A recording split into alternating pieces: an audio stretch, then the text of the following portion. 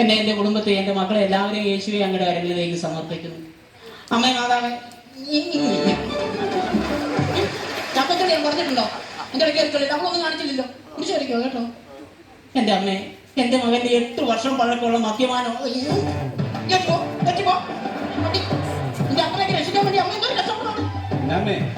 പ്രാർത്ഥനയാണോ അതോ സർക്കസാണോ? എന്തുവായത്? ആത്മശാന്തി കിട്ടണോ? മനസ്സമാധാനത്തോട് ഏകാഗ്രമായിട്ട് പ്രാർത്ഥിക്കുക. ആയിക്കോട്ടെ. എന്റെ പിതാവേ, എന്റെ വേളാങ്കണ്ണി മാതാവേ, അമ്മയോട് പ്രാർത്ഥിച്ചതിന്റെ ഫലമായിട്ട് 8 വർഷം പഴക്കമുള്ള മദ്യപാനമാണ് അമ്മ മാറ്റി തന്നത്. ആ മകനെ അമ്മയുടെ നടയിൽ കൊണ്ടുവന്ന് മൊട്ടയടിപ്പിച്ച് ഞങ്ങൾ തിരിച്ചു വരും. ആ യാത്രയ്ക്ക് അമ്മ ഒരു തടസ്സം ഉണ്ടാവില്ല. ഞങ്ങളുടെ നേർച്ച അമ്മയുടെ അനുഗ്രഹം കൊണ്ട് അമ്മയെ ഞങ്ങൾക്ക് അങ്ങോട്ട് വരാനുള്ള അനുഗ്രഹം കൊണ്ട് അനുഗ്രഹിക്കുന്നു. ഇംഗ്ലീഷ് മീഡിയത്തിൽ പഠിച്ചുകൊണ്ട് അറിയിക്കില്ലല്ലേ? ഞങ്ങളുടെ പിതാവേ, അങ്ങയുടെ നാമം പൂജിതമാകണം. എല്ലാം കൊടുക്കട്ടെ. അങ്ങയുടെ രാജ്യം വരണേ, അങ്ങയുടെ തിരുമനസ് സ്വർഗത്തിനായി പോകുന്നില്ല. ആ കോഴിക്കോടോ വേളാങ്കണ്ണിക്കാ പോകുന്നത്. ആ കോഴിക്കോട് തുറന്നു പ്രാർത്ഥിച്ചോണ്ടിരിക്കുമ്പോ കോഴിക്കോടിന്റെ കാര്യം പറയുന്നത് എന്തിനാ? ആ കോഴിക്ക് തീറ്റ കൊടുക്കാനല്ലേ? കോഴിക്ക് തീറ്റ കൊടുക്കാൻ നീ പ്രാർത്ഥിക്കാനോ? പരിശുദ്ധ മറിയമേ, അന്തരാന്റി തന്നെ ഒരേ ഒരു ചെറുക്കം കുടി നിർത്തി ഭാവികളായ ഞങ്ങൾക്ക് വേണ്ടി തമ്പുരാനോട് അപേക്ഷിച്ചിരണേ അമ്മേ മാതാവേ. ആ കഞ്ഞി തിളച്ച് കൊന്നു അവിടെ. ആ കഞ്ഞി അടുത്ത കഴിച്ച് കൊന്നിട്ട് കണ്ടോ? കൊന്നൊരു ഇഷ്യൂ എടുത്തു കട വാങ്ങി വെക്കും.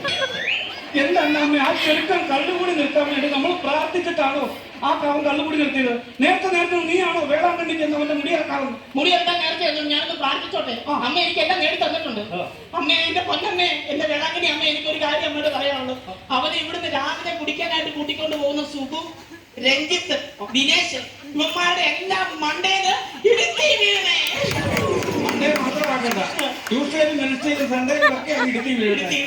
ആഴ്ച ഒരു ദിവസം പോലും ഇവന്മാർ തലമൊക്കി എന്റെ ചെറുക്കനെ വിളിച്ചോണ്ട് പോയി. അമ്മ മാതാവേ, എനിക്ക് അമ്മയോട് പറയാനുള്ളത്, ആ മകൻ ഇതുവരെ വീട്ടിലോട്ട് കയറി വന്നിട്ടില്ല. അമ്മേ, ആ മകന് സ്വബുദ്ധി കൊടുക്കണേ അമ്മേ. അവന്റെ തലയിൽ പിശാച് കയറിയിട്ട് അമ്മേ, അമ്മയുടെ വലിയ കരുണ കൊണ്ട് അവനിലുള്ള പിശാച് അമ്മയുടെ വലിയ കരുണ കൊണ്ട് വിട്ടുപോട്ടെ. പിശാച് വിട്ടുപോട്ടെ. സന്നിധിയിലുള്ള പിശാച് വിട്ടുപോട്ടെ. എങ്കിലും പോട്ടെ, വിട്ടുപോട്ടെ. പിശാച് വിട്ടുപോട്ടെ. ഒരിക്കൽ വരാൻ പറഞ്ഞിട്ട് വിട്ടുപോക്കോളാൻ ഞാൻ പോവുക. പിശാച് വിട്ടുപോകട്ടെ നാടാ. അന്നത്തെ നീ എന്നാ വർത്തമാനം വഴി പറയുന്നത്? ഈ കോലം കണ്ട ഏതെങ്കിലും എന്നാ കോലമാണായത്? ഇച്ചിരി വൃത്തിയും എനിക്കൊക്കെ നടക്കാൻ പഠിക്കുക. സ്റ്റൈലല്ലേ? എന്താ സ്റ്റൈല്? അന്യൻ. ഈ സ്റ്റൈലുമായിട്ട് ഇനി നടന്നാൽ ഈ വീട്ടിൽ നീ എന്നേക്കുമാണ് അന്യനാവും. ഇറക്കി വീഴുന്ന കർത്താവ് പറഞ്ഞേക്കുന്ന സ്വന്തം വീർപ്പ് കൊണ്ട് അപ്പം ഭക്ഷിക്കണമെന്ന് അറിയാവോ? ആണോ? ആ, എന്നൊരു കാര്യം. അമ്മ അപ്പം ചുടുമ്പോ എന്നെ ഒന്ന് വിളിച്ചാവോ? എന്നാ ഞാൻ ആ വേർപ്പ് കൊണ്ട് അവിടെ ഇടാം. എന്റെ വേർപ്പ് അപ്പത്തിന് വിളക്കോട്ടോ? അതാ പിന്നെ പോയി മര്യാദക്ക് ഈ മുടി ഇറക്കി നമുക്ക് നേർച്ച നടത്തണം. നിന്റെ അമ്മ നേർന്നതാണ്. അപ്പൊ ഈ മുടി ഇറക്കി കഴിഞ്ഞാൽ നീ നിനക്ക് ഒരു കല്യാണമൊക്കെ ഞാൻ നടത്തി തരാം കേട്ടോ. നമ്മൾ എങ്ങനെയാ പോകുന്നത്? എങ്ങനെയാ പോകുന്ന വെച്ചാൽ ഇവിടുന്ന് ഓട്ടോറിക്ഷയ്ക്ക് ഓട്ടോറിക്ഷയിൽ പോകും. റെയിൽവേ സ്റ്റേഷൻ വരെ. അത് കഴിഞ്ഞ് ട്രെയിനിൽ കയറി നാഗപട്ടണത്ത് ഇറങ്ങും. അവിടുന്ന് ബസ്സിൽ കയറി നമ്മൾ അങ്ങ് പോകും. പക്ഷെ അമ്മയ്ക്ക് നേർച്ച ചേർത്തേക്കുന്ന ഇങ്ങനെയൊന്നും അല്ല. നമുക്ക് നേർച്ച പഠിക്കണമെങ്കിൽ നടന്ന് പദയാത്രയായിട്ട് പോയെങ്കിലേ നേർച്ച പഠിക്കുള്ളൂ. അറിയാമോ? അതത്രേ ഉള്ളൂ. പദയാത്രയായിട്ട് പോകണം. അപ്പൊ ഈ പദയാത്രയും ഈ തീർത്ഥയാത്രയും തമ്മിൽ എന്നാ വ്യത്യാസം? ഒരുപാട് വ്യത്യാസമുണ്ട് മോനെ സണ്ണിക്കുട്ടി. നീ ഇപ്പൊ ഒരു പുണ്യ സ്ഥലത്തേക്ക് നടന്നിങ്ങനെ പോവുകയാണ്. കുറെ ദൂരം നടന്നു കഴിയുമ്പോൾ നിന്റെ വായിന്ന് പദ വരും. അതാണ് പദയാത്ര. അഥവാ പദ വന്നില്ലെങ്കിൽ അത് തീർത്ഥയാത്ര. അതിനാ കുറച്ചുകൂടെ പുണ്യമൊക്കെ കിട്ടുന്നത്. അവൻ പദയാത്ര ആയിരിക്കും വന്നിരിക്കുന്നത്. മുടി വെട്ടാൻ നോക്കിക്കോണ്ട്. ഇതിന്റെ ഒന്നും പോകേണ്ട ഒരു കാര്യമില്ല. നമ്മുടെ അച്ഛനെ വിളിച്ചോണ്ട് വെഞ്ചരിപ്പിച്ചാൽ പോരാണോ? ഞാൻ കണ്ടുകൂടി നിർത്തിയല്ലോ. അച്ഛനെ വിളിച്ച് വെഞ്ചരിപ്പിക്കാം. നീ അച്ഛനെ വിളിച്ച് വെഞ്ചരിപ്പിച്ചിട്ട് വേണം എന്റെ നെഞ്ചരിയാൻ. പള്ളിയുടെ പണി നടക്കുവാ. സംഭാവന ചോദിക്കും.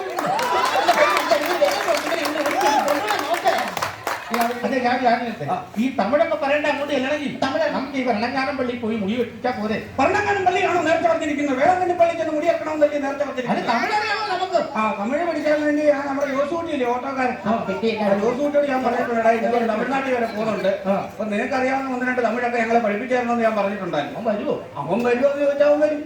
പിന്നെ യോസൂട്ടി വന്നിട്ട് അടുക്കള പറ്റി കയറ്റിട്ടാ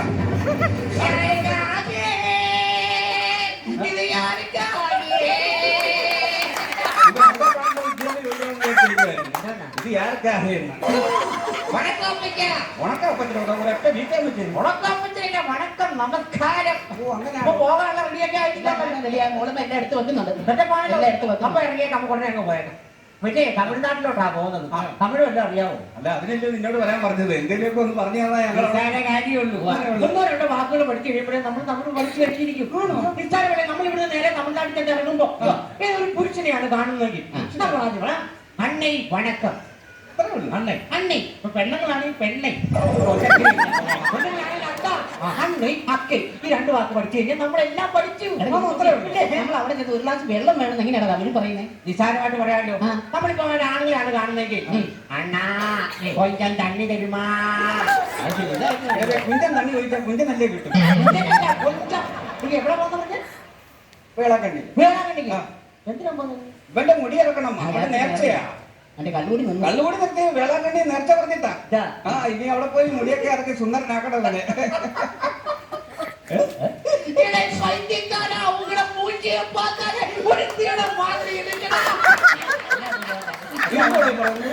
ഇത് ദീർഘനാഥ് എന്തോ ഈ പറയുന്നത്? അയ്യോ, തമിഴ് അറിയത്തില്ലല്ലേ? ഈ മൂഞ്ചി എന്ന് പറഞ്ഞു കഴിഞ്ഞാൽ തമിഴ്നാട്ടിൽ മുഖം. അതാണ് ഞാൻ പറഞ്ഞു വന്നത്. ഈ യാത്രയും അങ്ങനെ ആകുമോന്ന് അതിന്റെ പേടി. നമുക്ക് ഈ യാത്രയിൽ ഒരു രണ്ടാഴ്ചത്തേക്ക് മാറ്റി വെച്ചാൽ അല്ല, ഈ മുടിയായിട്ട് കൃഷി ഓഫീസിൽ ചെല്ലുവാണെങ്കിൽ ജനിച്ച വളർത്താനുള്ള ചിലപ്പോൾ ലോൺ കിട്ടിയേക്കും. അതുകൊണ്ട് പറഞ്ഞത്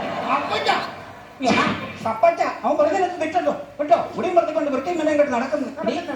ആ പോത്തിറച്ചി മറ്റേ ഒരു 4 പേർക്ക് ഉണ്ണാനുള്ള ചോറ് എടുക്കണം കേട്ടോ. തന്നിക്കിന് പോത്തിറച്ചി വലിയ ഇഷ്ടമാണ്. പേനെ ഇരുന്ന് തിന്നാം.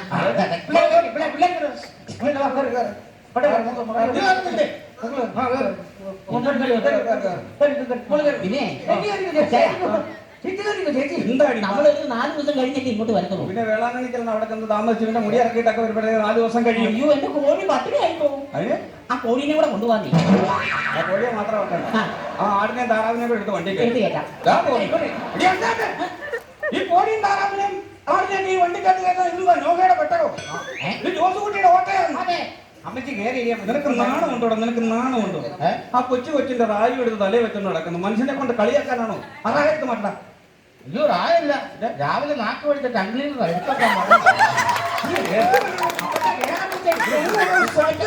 എനിക്കൂടെ തരുമോ?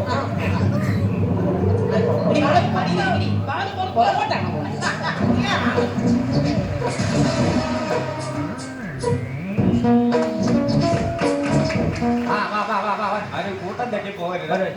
തൂട്ടിട്ടൊക്കെ കാണാം. പിന്നെ ചോളം ഈ പ്ലാറ്റ്ഫോമിലാണ് വരുന്നത്. അവൾ ഇവിടെ എല്ലാവരും ശ്രദ്ധിച്ചിരുന്നു. റെയിൽവേ സ്റ്റേഷനൊക്കെ നമ്മൾ ആദ്യമായിട്ട് കാണും.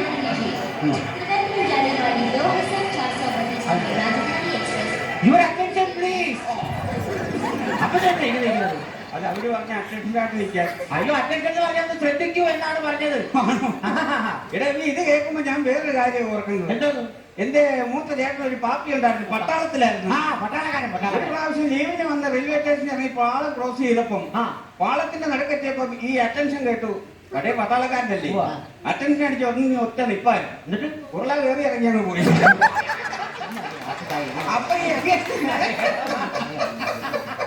അപ്പൊ വീട്ടിൽ കണ്ട ആ ഓടിയുടെ മുഖം കണ്ട് ചിരിച്ചിരിച്ച് ഊപ്പാട് തീർന്നു. ഇങ്ങനൊക്കെ ഇരിക്കുക.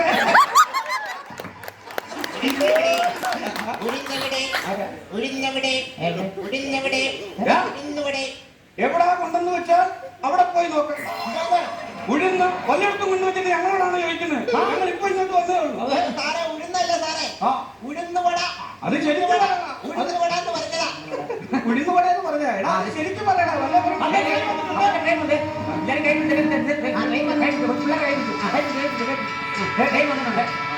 എല്ലാരും അവിടെ ഇരിക്കുന്ന സ്ഥാനത്തിൽ ഇരിക്കാവുള്ളൂ. ഞാനൊരു കാര്യം മറന്നുപോയി. അത്യാവശ്യമായിട്ട് നീ ഓട്ടോ ഒന്ന് വീട്ടിലോട്ടൊന്ന് വിടണം. അതെന്തിന്? ബൈബിളെടുക്കാൻ വിട്ടുപോയിരുന്നു. അയ്യോ ദൈവമേ, ബൈബിൾ എടുത്ത് പ്രാർത്ഥിച്ചിട്ടല്ലേ വീട്ടിൽ ഇങ്ങോട്ട് ഇറങ്ങിയത്. ഇനി എന്തിനാ ബൈബിൾ എടുക്കുന്നത്? അതല്ല ഞാൻ ബൈബിൾ എടുക്കണം. വേറെ വല്ല അത്യാവശ്യം കാണുന്നുണ്ടെങ്കിൽ ഇവിടെ ടോയ്ലറ്റ് ഉണ്ട്, നമുക്ക് അവിടെ ഇരിക്കാം. അതല്ല ഞാൻ പറഞ്ഞു വന്നത് ബൈബിൾ എടുക്കണം.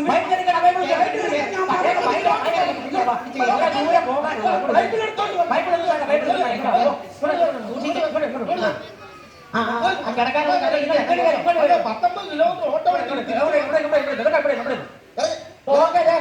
ചെന്നിട്ട് വിളിക്കണം കേട്ടോ.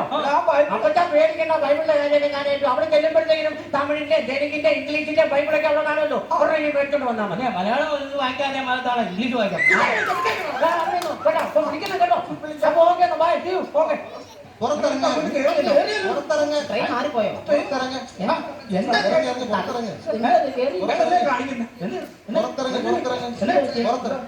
എന്താ കുഴപ്പമുണ്ടോ?